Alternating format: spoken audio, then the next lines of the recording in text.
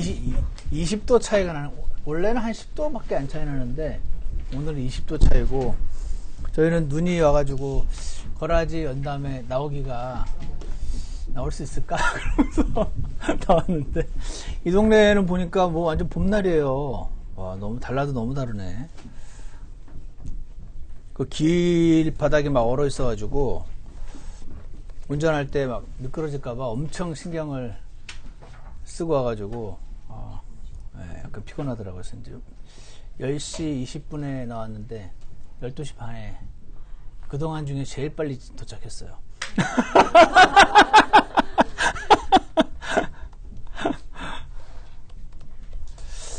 오늘 오후에는 그 온도가 팍팍 떨어져서 이 동네도 4시면은 27도로 나오더라고요, 지금. 네.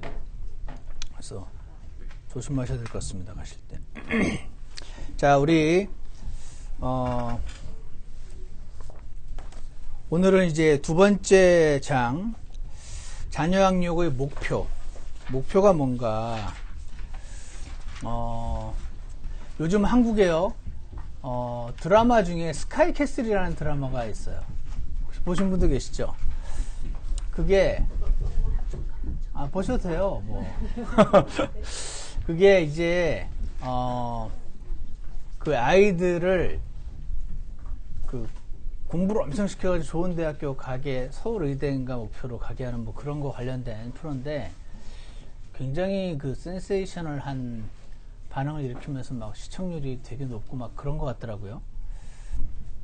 저는 이제 예전에 한국서 그런 건 봤어요. 은행에 이제 돈이 좀 많이 있으신 분들이 그 저금을 많이 하시잖아요. 그러면 이제 은행에서는 그 기록이 다 있으니까 누가 돈이 어느 정도 얼마 이상 있는 거 다 보일 거 아니에요. 그러면은 얼마인지는 기준은 모르겠는데 얼마 이상이신 분들만 따로 모아서 무슨 세미나 같은 걸 여는 거는 제가 한번 가본 적 있어요.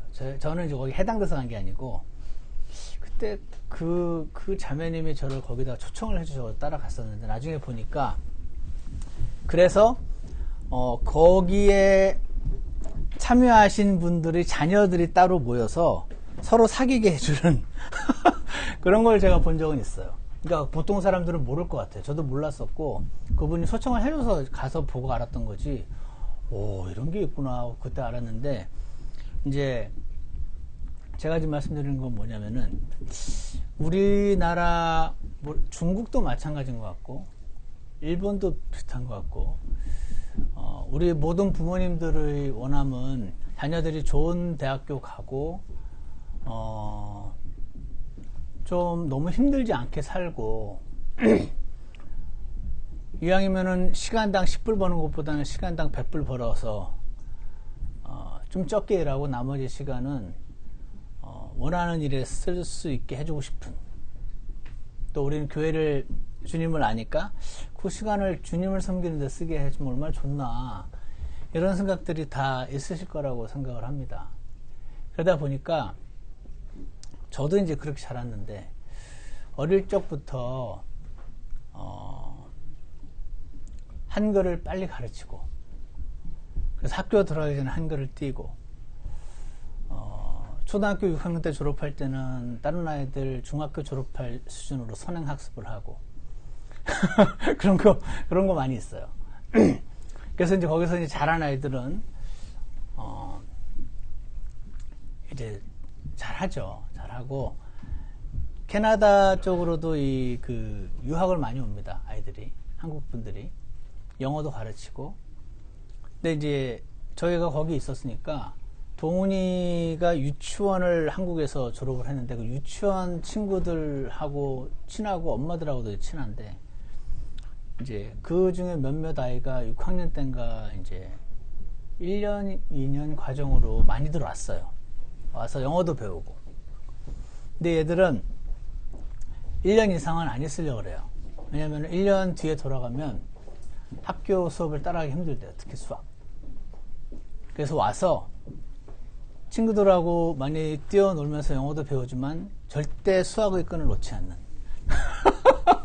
그러니까 저는 매우 가까이서 봤고 하기 때문에 조금은 경험이 있는데, 하여튼 그렇게 해가지고 이제 좋은 대학교를 가고, 그러니까 모든 제가 느낄 때는 우리나라 사람들의 모두 자녀 양육의 목표는 좋은 대학인 것 같다.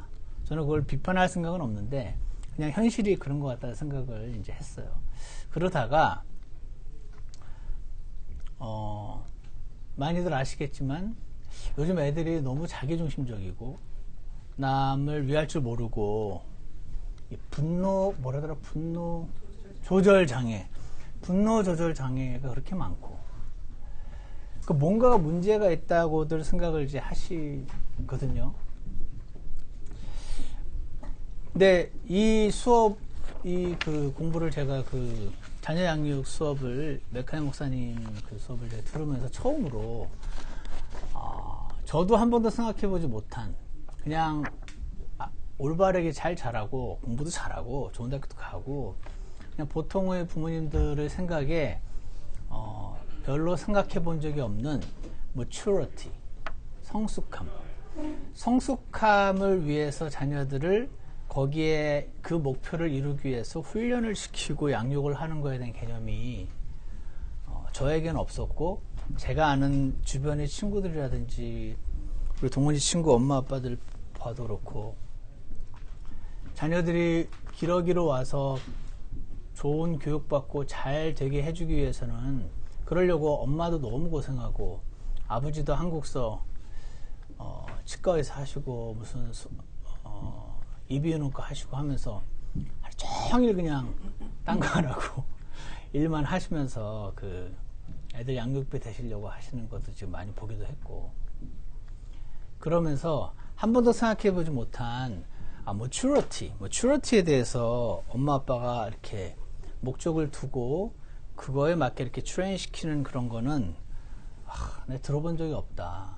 그런 쪽은 그냥 학교에서 도덕 시간이라든지 아니면 교회에서 이렇게 착하게 살아야 한다 이런 거를 배우는 걸로, 왜냐면 내가 그렇게 자랐기 때문에 우리 아이들도 그냥 그렇게 자라는 걸로 생각을 이제 했었던 게 이제 기억이 났어요.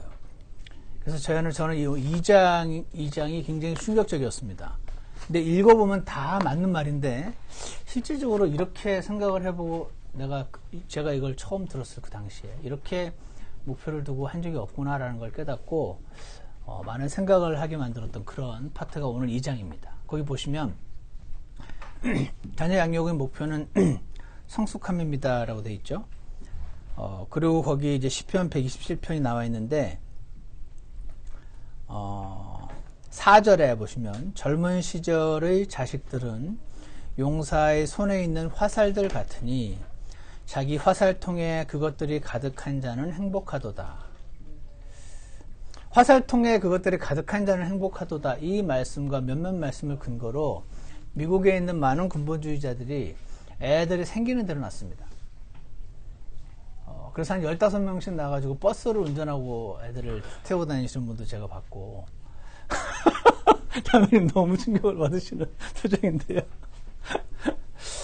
이 구절을 가지고 애는 생기는 대로 낳아야 되는구나 하는 적용을 하시는 거는 본인의 자유가 있으나 원래 그런 의도로 지금 이 구절이 적혀 있는 건 아니죠.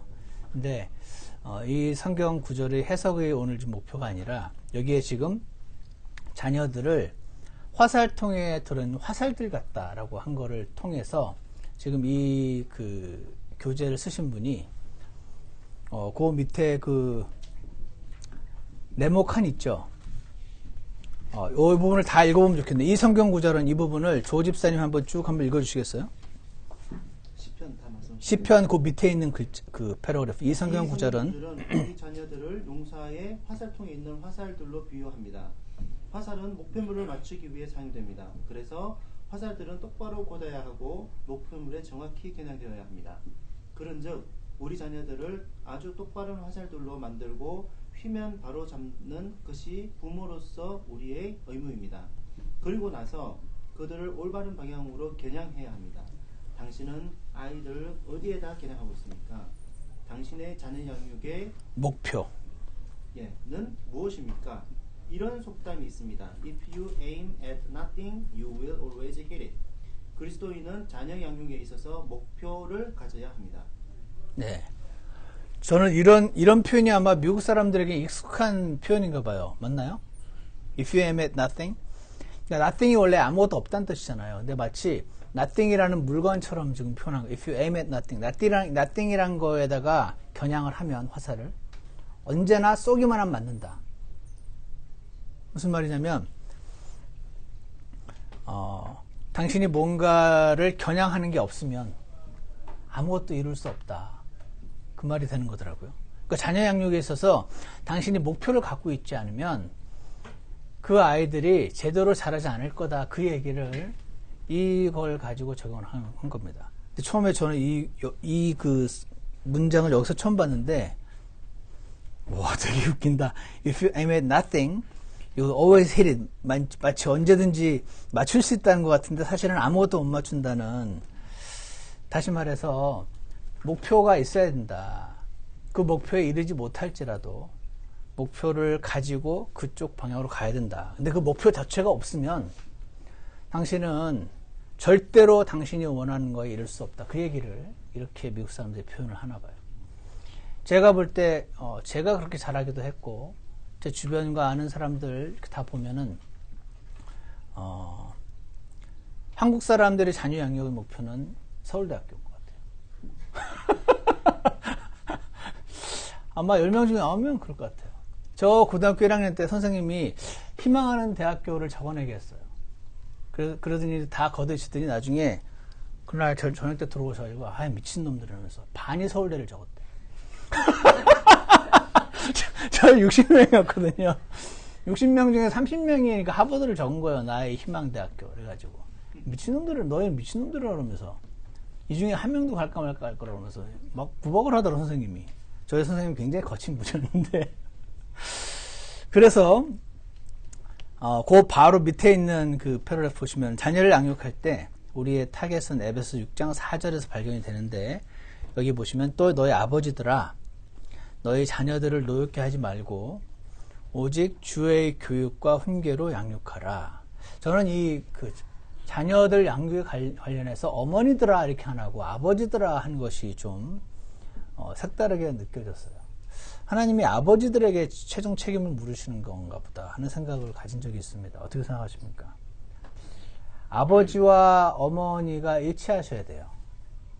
아버지와 어머니가 다르시면 제대로 자녀 양육이 일반적으로는 안 됩니다. 예외도 있겠지만. 왜냐면 애들이 진짜 잘합니다. 이거는 누구한테 가야 허락을 해주는지. 두 분이 다르시면 기가 막히게 합니다. 누구한테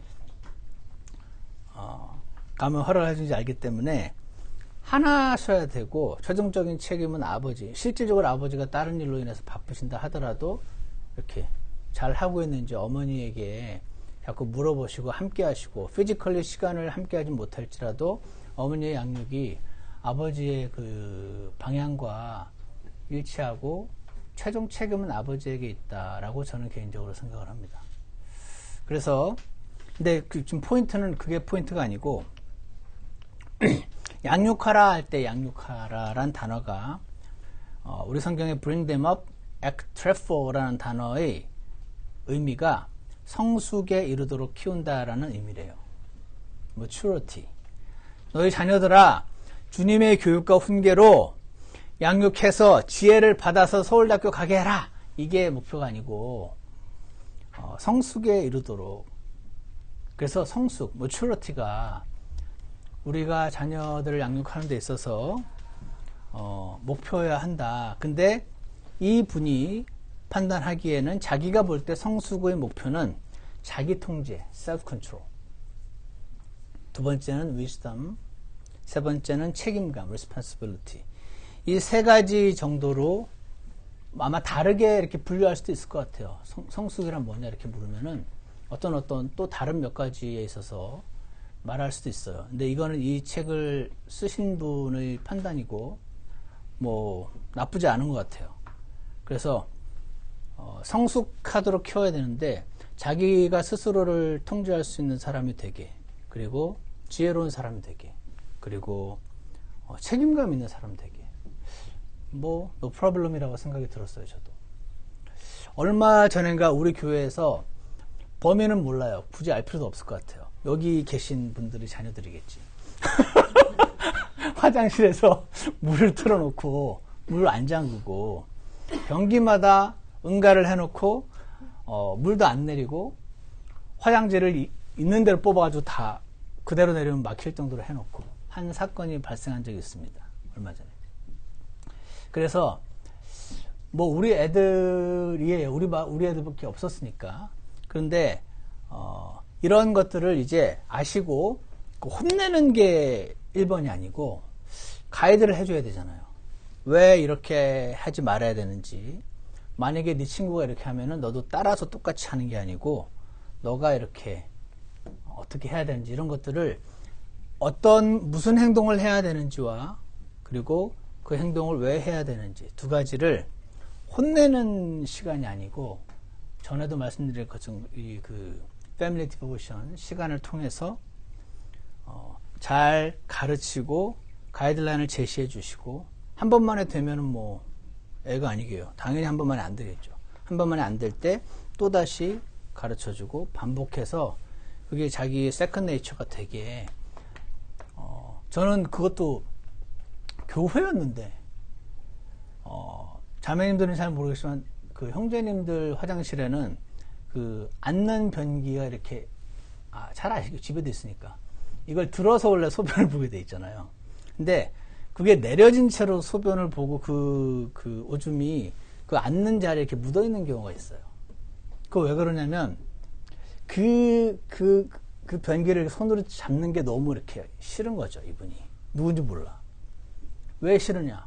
그 germ이 미국 사람 germ freak이라고 부르던가. 그죠? 그 germ freak에서 나는 싫다는 거죠. 그러니까 굉장히 셀피시한 겁니다. 게다가 아무도 안 보잖아요. 그거는 자기만 있으니까. 아무도 안 보죠? 나는 셀피시해. 내 손에 더러운 거 묻는 거 싫죠. 남이 거기에, 앉는 자리에 묻건 말건 그거는 I don't care이고, 누가 보고 있으면 다르게 행동했겠지만, 그래서 아무도 안 보는 곳에서 그런 행동들이 비일비재하고 이 세상에서도, 교회에서도 일어나고. 그래서, 이게 뭐냐면요, 미성숙한 거죠. 아마 하버드를 나오고 로여라고 의사고 해도 그런 짓 하실 분 많이 있을 거예요. 그 이유는 그렇게 교육받지 않고 그렇게 교육받아서 본인이 거부했을지도 모르겠지만, 그래서 왜 공부 잘하는 요즘 뭐라고 표현하다, 인성은 공부는 되게 잘하고 똑똑한데 인성은 아주 나쁜 그런 사람들이 요즘 계속 생겨나는데, 우리 부모님들이 자녀 양육을 하는 데 있어서 목표를 바로 잡아서 셀프 컨트롤, 나는 그렇게 하기 싫은데도 해야 돼, 다른 사람을 위해서. 그리고 wise wisdom, 그리고 responsibility, 이런 면에 있어서 잘 훈련을 우리가 시킨다면 우리 자녀들이 잘 자랄 수 있도록 분명히 잘 도울 수 있을 거라고 생각을 합니다. 그래서 목표를 가져야 되는데, 그 양육하라 라는 말씀이 절대 진리인 성경에 기록되어 있고, 그 양육은 성숙에 이르도록 키운다라는 의미라는 사실을 기억을 하셔서, 자기 통제, 그 밑에 있는 자기 통제는 어떤 거냐면 강한 strong desire, 난 이걸 꼭 하고 싶어, 너무 하고 싶어, 그런 거 있죠. 제가 이게 되게 센 아이였어요. 원래 갖고 싶은 게 있으면은 뒤로 뒤집어지고, 사줄 때까지 울고, 안 사주면은 막 이만큼씩 뛰었다고 하는데 진짜인지 모르겠어요. 저를 아는 모든 분들이 네 이만큼씩 뛰었대니 엄마한테 잘해야 된대, 맨날. 저는 자기 자해를 하진 않았어요. 어떤 애들은 이렇게 막 뒤로 머리를 찌면 스스로 머리를 땅에다 박는 애들도 있거든요. 저는 그런 자해 공갈단은 아니었는데, 점프를 여기까지 하고, 계속 가다가 우리 어머니가 저 앞에 갔다가 돌아보면 다시 냅다 뛰고, 장난감 가게로 뛰고, 이게 뭐냐면, 애니까 그런 거긴 한데, 애라고 다 그런 건 아니고, 셀프 컨트롤, 그게 없는 거죠. 강한 열망에 원하는 대로 하는 겁니다. 기분, 원함, 바람 또는 호기심에 휘둘리지 않는 아이가 되도록 우리가 키우기 원한다는 거죠. 그 뭔가 하고 싶은 거를 꼭 해야만 하는 거. 제가 뭐 그런 사람이었으니까 그거로부터 자유로운 상태. 그게 자기 통제라는 것이죠. 그리고 이걸 하면은 옳은 거고 이걸 하면은 나한테 좋은 건데 그때 옳은 거를 선택할 수 있는 능력. 결국은 사실은 온전한 자기 통제는 갈라디아서 2장 20절을 본인이 주님 앞에서 체험하기 전에는 불가능한 거라고 저는 믿습니다. 그런데 뭐 기아만한 애한테 갈라디아서 2장 20절을 읊어줄 수 있나요? 없잖아요. 그러니까 얘가 스스로 하나님 말씀을 통해서 주님을 만나기 전까지는 율법이 필요하다는 거죠. 율법이 필요합니다. 그래서 자기 통제가 첫 번째 율법의 목표고, 두 번째는 wisdom. 공부 잘하는 거랑 머리 좋은 거랑 와이즈한 거랑 틀리잖아요. 이 세상 사람들도 다 알죠. 공부 잘하고 머리 좋고 지식 많은 거는 그냥 배우고 머리 좋으면 아는 거고, 그 배운 거를 실제로 자기한테 적용하고 실제 삶에 적용할 수 있는 능력이 지혜라고 부릅니다. 그래서 이해력, 통찰력, 경험을 통해 배울 수 있는 능력, 건전한 결정을 내리는 능력, 스트레스 주는 문제들을 냉철한 머리로 해결하는 능력, 이런 거. 이것은 강렬한 그 패션이라고 그러죠. 막 엄청 센 열망. 그 열망에 의해서 지배받지 않아야만 가능하다 하는 것이고요. 세 번째는 responsibility, 책임감. 자기가 한 행동에 대해서 accountable 한 거 있죠. accepting personal accountability for one's own action. 자기가 한 행동에 대해서 번역을 제가 뭐라고 해야 되지? 보고라고 했는데 책임을 지고 말하는 거, 그런 거 말하는 거죠. 그리고 신실하고 양심적으로 일하는 습관, 성실한 거, 또 이렇게 얘한테 맡기면은 별 걱정이 안 돼, 이런 거 있죠. reliability. 여기 뭐 없어서 제가 하는 얘기인데 뭐 같은 거 하준이한테 맡기면은 걱정을 안 해도 돼요. 걔는 진짜 reliable 해요. 자기가 맡은 걸 못하게 되면 뭐 딴 사람한테 부탁을 해서라도 책임을 지고, 이제 티네이저밖에 안 됐는데 이런 아이도 있어요. 우리 아이들이 그런 아이가 되면 너무 좋잖아요.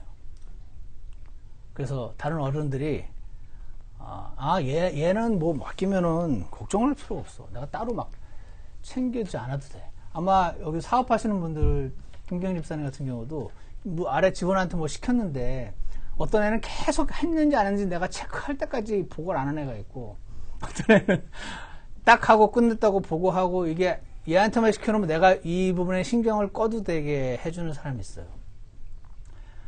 머리 좋은 사람마다 이런 사람을 보스는 데리고 있고 싶어 하거든요. 그래서 우리 아이들이 이런 아이들이 되면 좋잖아요.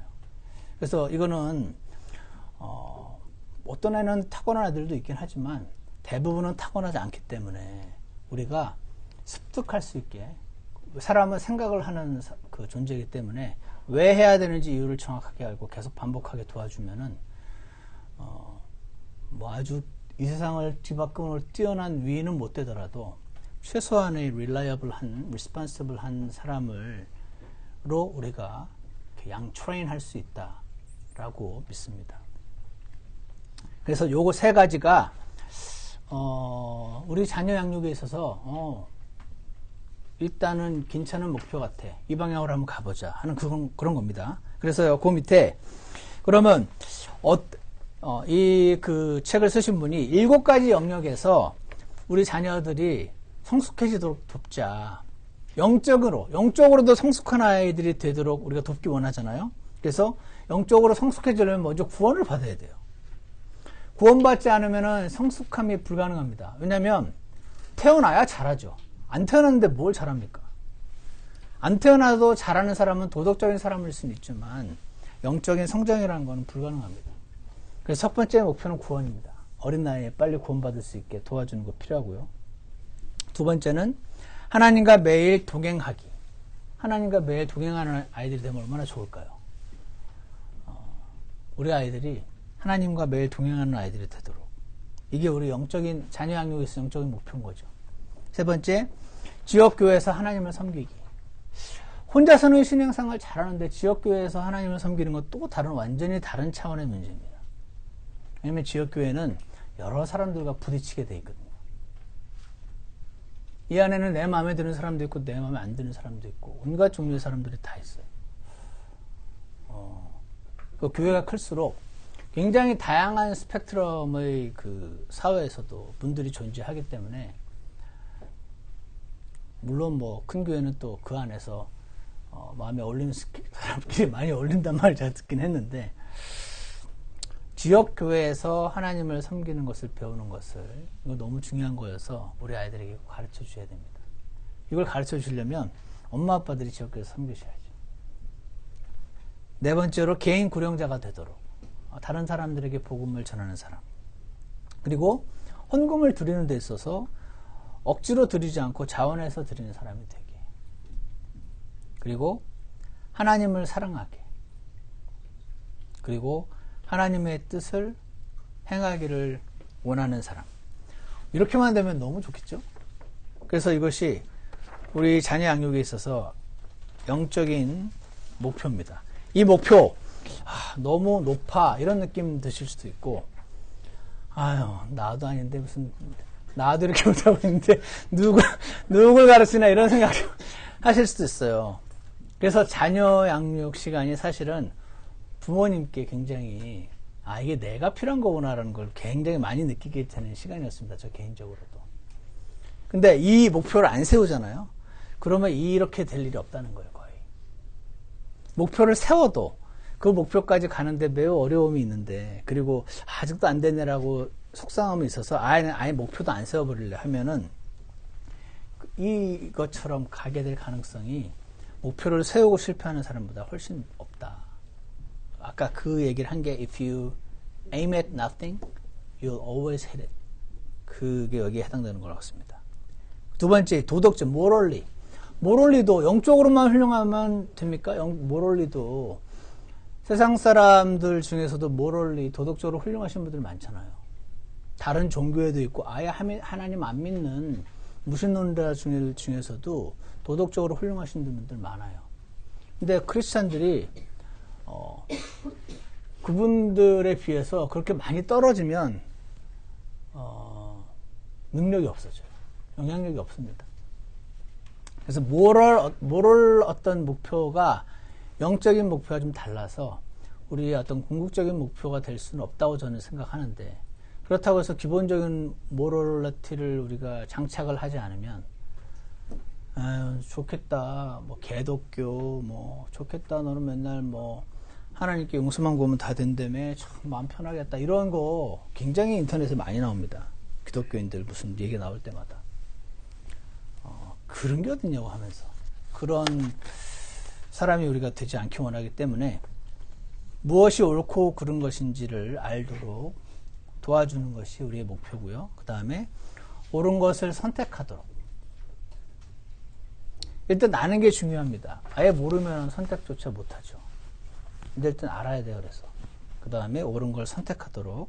그리고 C는 자신의 죄와 실패를 인정할 줄 아는 사람이 되기. 요거 굉장히 어렵습니다.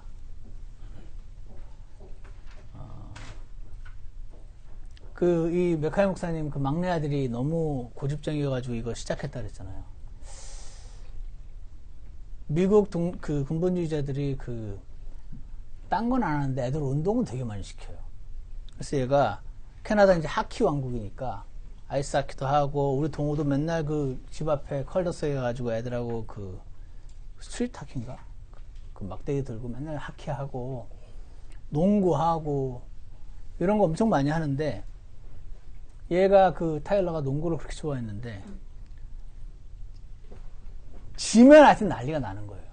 이길 때까지 하자는 거지. 어른들 중에도 있어요. 어른들 내가 이길 때까지 하자는 분들 계세요. 예전에 우리 목사님 그랬는데, 어쨌거나 이길 때까지 하고 지면 울고 제가 이렇게 해서 내가 졌다 그러고. 그래서 그 맥커 목사님이 굿 루저가 되는 법을 가르치더라고요.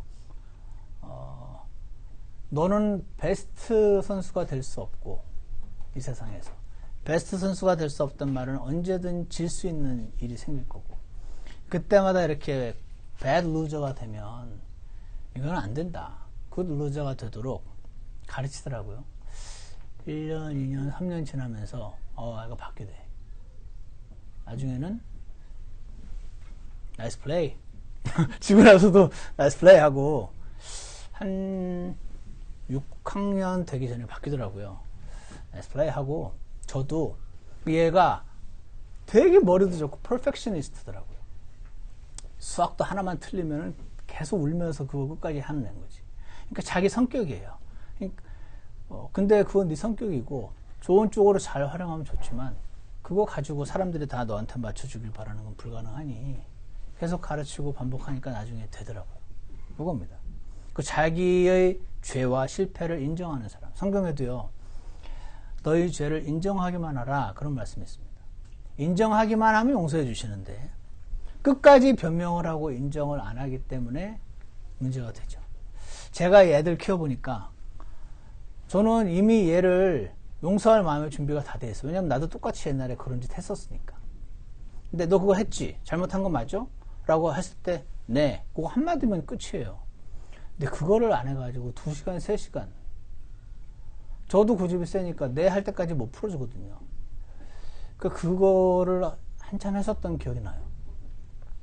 잘못을 인정하기만 하면 용서해 주겠다는데 왜 안 하냐? 바보냐? 잘못을 인정하면 큰일 나고, 인정을 안 해야 살 수 있으면은 내가 이해가 가는데, 인정을 해도 용서해 주겠다는 도대체 이 자존심과 이 자는 무엇인가? 제가 아이들을 키우면서 많은 생각, 저도 옛날에 그랬었겠지만 생각을 했습니다. 이 사람의 자아, 플래시, 육신, 자존심, 이거는 내가 못했다는 거를 절대로 받아들이고 싶어 하지 않는 거. 이게 아주 꼬마 때부터 했습니다. 자아가 형성이 되면서, 아주 베이비 때는 별로 없는데 조금만 자라도 생깁니다. 그거 깨부셔야 됩니다. 제 믿음은. 그 아이를 위해서, 주님 앞에 죄를 인정할 줄 아는 사람 되게 도와주기 위해서. 이것도 우리의 목표입니다. 네 번째는 육체의 욕망에 NO라고 말할 수 있는 사람. 그리고 경건한 남편이 되고 경건한 아내가 되고 경건한 부모가 되기를 추구하는 사람이 되도록, 그리고 모든 영역에서 정직한 삶을 사는 거, 그리고 이 악한 현 세상으로부터 어떻게 구별된 삶을 살아야 되는지 알고 그 삶을 원하는 사람이 되도록. 그래서요, 여기 보시면 전통적인 우리 근본주의 독립침례교회의 그 내용들이 나옵니다. 이 아래 1, 2, 3번은요, 이걸 만드신 목사님의 적용입니다. 저는 이 1, 2, 3번에 있어서는 여러분이 따르도록 요구하지 않아요. 제 생각은 좀 다릅니다. 기본적으로 우리 헤어스타일, 옷, 행동가짐은 월들리니스를 반영하지 않고 가들리니스를 반영해야 한다는 기본 원칙은, 이거는 뭐 부인할 사람이 아무도 없을 거예요. 하지만 내 머리가 노란색이라고 교회 안 가고 하는 것보다는 노란색 머리 하고 교회 오는 사람이 낫습니다. 아닌가요? 현재 생활이 굉장히 악하고 게으르고 해도 그래도 하나님 말씀 들으러 오는 사람이 필요합니다. 히피 아세요? 요즘은 히피 없죠? 예전에 히피들이 그렇게 많았대요. 1950년대, 60년대 그때쯤이라 그러대요. 우리들이 태어나기 전이어서 잘 모르는데,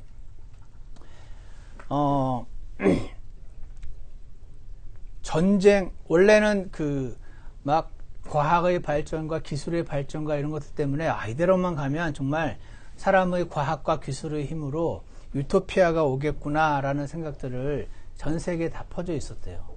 그랬는데 1차, 2차 세계대전이 일어나고 미국에 대공황이 오고 베트남 전쟁이 나고 하면서 미국의 많은 청년들이 가치관에 혼란이 생겼다고 합니다. 들은 얘기입니다.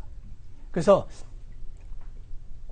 혼란이 생기면서 기존의 어떤 체계와 가치관을 다 거부하고 싶은 사람들, 특히 젊은이들. 당시에는 교회 아니어도 여자들은 다 치마를 입었어요. 미국은. 대학생들 사진 찍어놓은 거 보면은. 근데 이제 그 치마를 짧게 하고 그 샌들을 신고 아니면 맨발로 다니는 젊은 여자들이 나타나기 시작하고, 남자들은 머리가 다 단정했어요. 왜냐면 성경에 남자들이 머리를 길게 하면은 본성에 부끄럽지 않냐 이런 말씀이 있잖아요. 그러니까 기독교 베이스에 이렇게 하니까 그냥 하나님 안 믿어도 다 남자들의 머리는 단정했단 말이죠.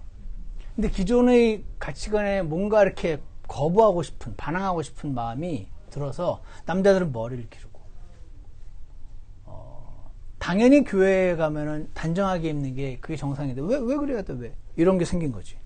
청바지 찢어진 걸 입고 통기타를 하나 메고 이렇게 교회에 그렇게 하면서 교회를 떠났어요. 이 아이들이. 근데 이 아이들 그건 전체적인 어떤 흐름이었기 때문에 굉장히 부잣집 뭐 귀족에 해당되는 사람들도 여기 이 문화에 휩쓸렸다고 합니다. 그러다가 자세한 건 저도 좀 더 공부를 해봐야 되는데 이 히피들 사이에서 영적인 각성이 일어나기 시작했다 그러더라고요. 그래서 이 아이들이 하나님을 찾는 마음이 생겨서 교회로 오기 시작했어요. 근데 그 모습 그대로 오는 거예요. 기타를 덜렁 메고 짧은 치마를 입고 샌들을 신고 청바지에 남자들은 긴 머리를 하고 질끈 묶고 오는 거예요. 그래서 교회에서 어디 예배를 이런 복장으로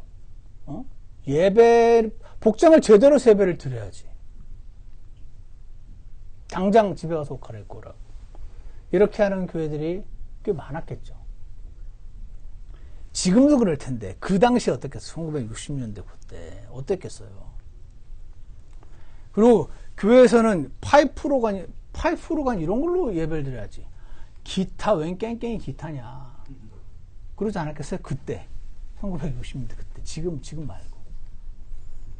그래서 이 아이들이 영적인 각성이 일어나서 왔는데 교회가 나를 거부하네. 근데 그때 이 아이들을 받아들인 교회들이 있었대요.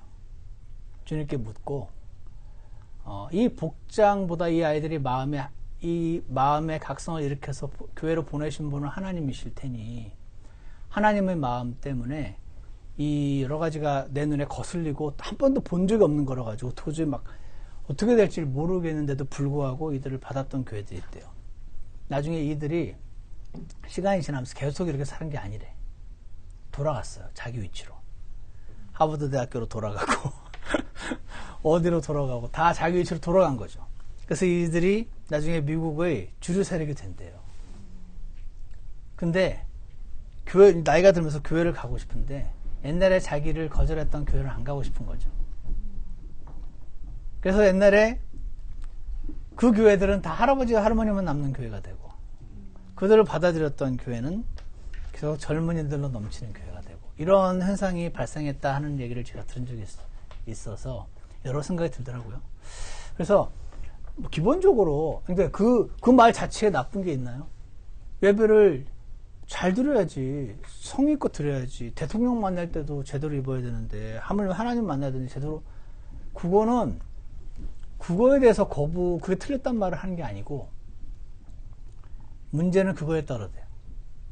하나님의 심정을, 아버지의 심정을 헤아릴 수 있나 없나. 아버지의 심정을 헤아릴 수 있으면 한 번도 본 적이 없는 하나님의 인도하심을 따를 수가 있다. 그것이 그 목사님의 설교의 포인트였는데 지금 여기 옷 얘기가 나오길래 제가 말씀드린 겁니다. 여러분의 자녀들이 가능하면 온전하게 입고 오길 원하죠. 그렇지만 어떤 이유로 인해 가지고 현재 반항하는 상태가 돼서 초록머리를 하더라도 남보기 창피하니까 집에다 처박아 두지 마시고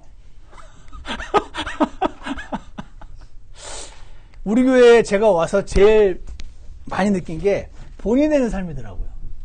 본이 되는 삶. 본이 되는 삶 나쁘다고 말할 사람 아무도 없지. 근데 이거 굉장히 조심해야 되는 컨셉입니다. 본이 되는 삶 자꾸 생각하면, 우리 집에 이 초록머리한 이 애를 데리고 오는 게 본이 안 되는 것 같아. 이런 생각을 하기가 싶어요.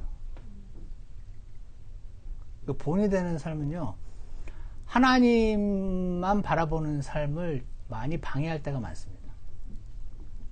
주님은 데려오길 원하시는데 본이 안 되는 것 같으면서 안 데려오고 싶은 거죠. 그래서 본이 되는 삶을 추구하지 마시고 하나님이 뭐를 원하시나 이거를 추구하셔야 돼요. 그래서 저는 본이 안 되는 삶을 살아라 그 말이 아니고 본이 되는 삶에 대해서 좀 안 좋은 마음이 있습니다. 본이 되는 삶 너무 생각하지 마시고 그 본은 주님께 맡기고, 그러니까 하나님께 원하시는 삶을, 하나님이 원하시는 선택을 하기를 원하시는 마음을 가지시면 궁극적으로는 본이 되는 삶을 사시게 될 거라고 생각합니다. 근데 그 본이 되는 삶이 하나님보다 앞서가면 안 돼요.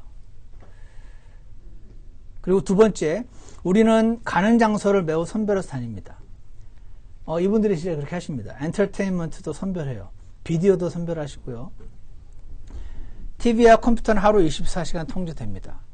당신의 자녀의, 이거는 저는 동의하는데, 당신의 자녀의 방에 인터넷이 연결된 컴퓨터를 두거나 TV를 놓고 문을 닫는 것은 홈리스 남자를 당신 자녀의 방 안에 들여놓고 문을 닫는 것과 같습니다. 저는 이거는 동의합니다. 우리 아이들은 토요일 아침 만화와 소프 오페라, 톡쇼, 프라임 타임 TV 시트콤 등을 보지 않습니다. 이 부분은 어떤 걸 보게 하고 어떤 걸 보지 않게 할 이런 부분은 각 부모님이 기도하시고 부부가 상의하셔서 어떤 가이드라인을 정하시면 된다고 생각하고요. 이거는 이 목사님이 쓰셨기 때문에 제가 그냥 다 번역을 했으니까 여기 남아있는 거예요. 전 이분이 1번, 2번에서 기본적으로는 동의를 하는데 요거는 동의해요. 인터넷이 연결된 컴퓨터를 두고 자녀가 방에서 혼자 있을 때 하는 것은 홈리스 남자 집에다 들어놓고 방 닫아주는 거랑 똑같다. 전 이건 동의합니다. 그래서 인터넷 특히 통제하시는 거는 맞다고 생각합니다. 저는 그렇게 생각합니다. 3번. 우리 아이들은 방 안에 라디오를 두지 않고 이것도 이 목사님이 이렇게 하십니다. 방 안에 라디오를 두지 않고 락, 랩, R자로 시작한 노래 싫어하시는 것 같아요. 락, 랩, 뉴에이지 뮤직 등을 듣지 않습니다. 저는요, 이거 생각이 좀 바뀌었습니다. 이렇게 하시려면요, 이 목사님처럼 사시면 가능합니다. 학교를 안 보내고 홈스쿨을 하고,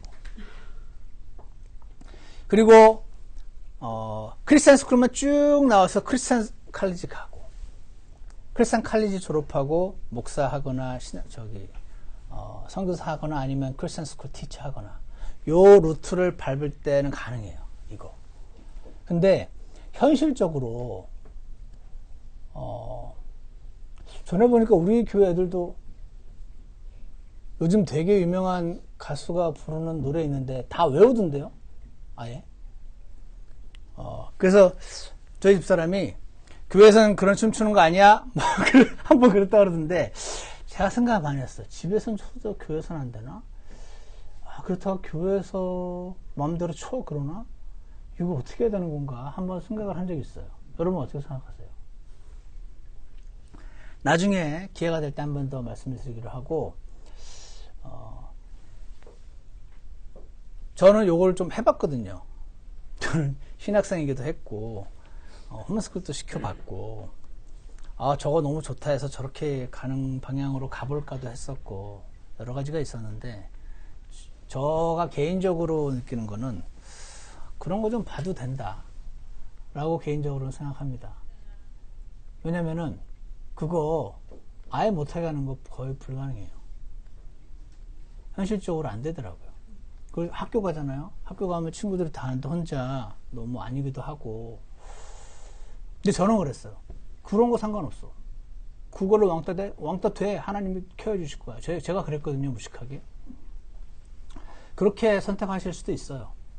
저는 그렇게 선택하시는 분을 비난할 마음은 전혀 없어요. 근데 현실적으로 집에서 위아래 춤추는 건 괜찮은데 위아래 그런 춤이 있어요. 그러니까 이건 가능한 것 같아요. 여러 생각을 가지신 분들이 교회에 있기 때문에 그분들을 오펜드하지 않기 위해서 교회에서는 좀 자제하는 게 좋다. 여기까지는 가능한 것 같은데 교회에서는 그런 거 추는 거 아니야? 집에서 쳐. 학교에서는 쳐도 돼. 교회에서는 안 돼. 이거는 저는 개인적으로 좀 아닌 것 같다고 생각을 하고 있습니다. 그래서 이 부분에 있어서는 좀 더 생각을 해봐야 되고 우리 고민을 해봐야 될 부분인데 그거는 본의 아니게 위선을 가르치는 것 같기도 하고 나중에 좀 더 생각할 기회가 있을 것 같아요. 제일 중요한 거는 위아래 춤 못 추게 하는 게 아니고 얘가 하나님 말씀 읽게 하면 돼요. 왜냐하면 우리가 세상 안에 살고 있거든요. 세상 안에 살고 있지만 세상에 속하지 않은 사람이 되라고 하셨기 때문에 그거 못 추게 하고 뭐 무슨 블랙핑크였나? 무슨 블랙핑크 노래 안 따라 부르게 하고 거기에 우리의 포커스가 아니고 그런 거 별거 아닐 수 있기 때문에 하나님 말씀 읽고 교회를 섬기는 거를 배우게 하는 거에 포커스를 주면 되지 않나. 일단은 그렇게 제가 정리를 했습니다. 제 개인적인 생각으로는. 그래서 어쨌거나 도덕적으로 목표가 있어야 된다는 거예요. 개별적으로 부모님이 또 그 집마다 다 달라요. 하나님께서 부모님들께 맡기셨기 때문에 그 부모님들이 정하시면 돼요. 팔러스를 정하세요. 근데 우리 집에서는 이건 여기까지는 되고 여기까지는 안 되고 상의를 하시고 저에게도 조언을 요청하시면 저도 제가 지금까지 배운 거 포함해서 같이 상의하고 같이 기도할 수 있을 것 같아요. 근데 어쨌거나 팔러스가 없이 남들이 하면 다 따라하고 남들이 다 안 하면 다 안 따라하고 이건 아닌 것 같다 생각을 합니다. 그래서 목표를 정해야 한다 하는 부분 오늘 기억하시고 오늘 시간이 없으니까 여기까지만 하고요. 나머지 부분은 다음 시간에서 하겠습니다. 제가 기도하고 마치겠습니다. 선하신 하나님 아버지 참 감사합니다. 주님께서 주신 귀한 자녀들을 하나님의 말씀의 테두리 안에서 악한 것들로부터 주님 보호해 주시고 잘 양육하기 원하오니 주님께서 저희 모두에게 지혜를 주시고 선한 인도하심으로 인도해 주시기를 간절히 원합니다. 이후에는 모든 시간들도 주님 손에 부탁드리며 예수 그리스도 이름으로 부탁드렸습니다. 아멘. 감사합니다.